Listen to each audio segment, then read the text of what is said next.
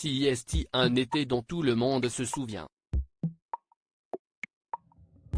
Le 27 juillet 2003, alors que Marie Trintignant tourne Colette, une femme libre, à Vilnius en Lituanie, une dispute éclate entre son compagnon de l'époque, Bertrand Cantat, et elle, après la réception d'un message de celui qui est encore son mari, Samuel Benchetrit.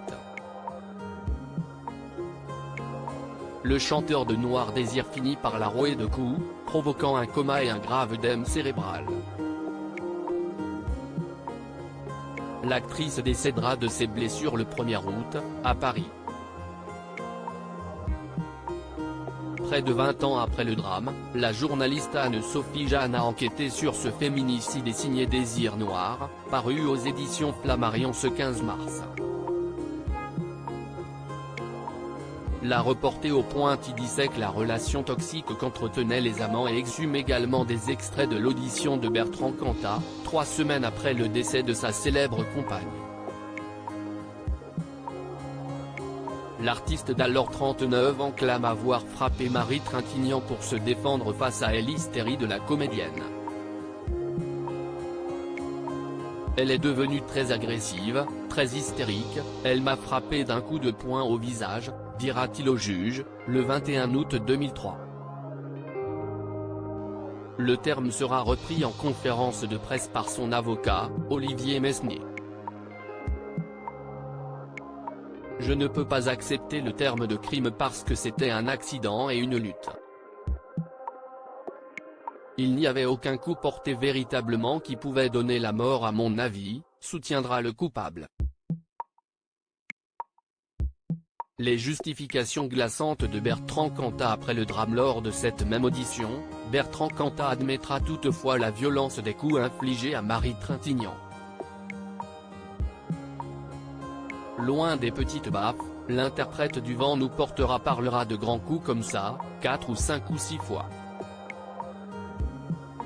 Fort, je me suis servi des deux faces, lâchera-t-il sans pour autant démordre du caractère colérique et intense de sa défunte partenaire. Elle m'a donné un coup de poing, ensuite elle m'a agrippé. Elle criait tout le temps. Jusque-là, moi je ne l'ai pas touché, s'expliquera-t-il aussi avant de rejouer la scène. Quand elle est entrée dans cette hystérie, j'aurais dû partir en courant. Je suis sorti de moi-même comme elle est sortie d'elle-même. Dans son récit, Anne-Sophie Jeanne rapporte les constatations des juges qui entendent alors le prévenu. Celui-ci est en plein victim blaming, comme disent les Américains. Au lieu de prendre la mesure de son crime, Bertrand Cantat rejette la faute sur la fille de Jean-Louis et Nadine Trintignant tout en semblant importuné de devoir répondre à la justice. J'ai la culpabilité profonde d'avoir tué la personne sans laquelle je suis incapable de vivre.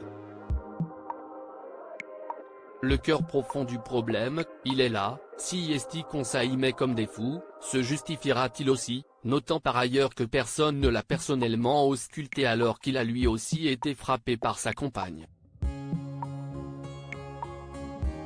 Interrogé par l'AFP, l'avocat de la famille Trintignant, Georges Kiechman, remettra par la suite en cause la défense de l'accusé.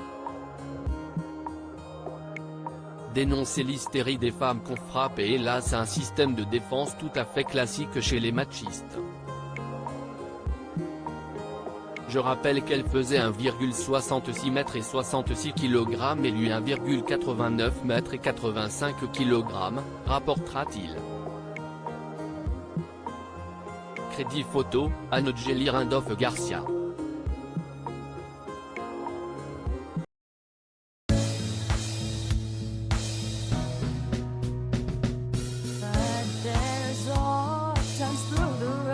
I think you can let me know. Sit back with me. Help you out. Just step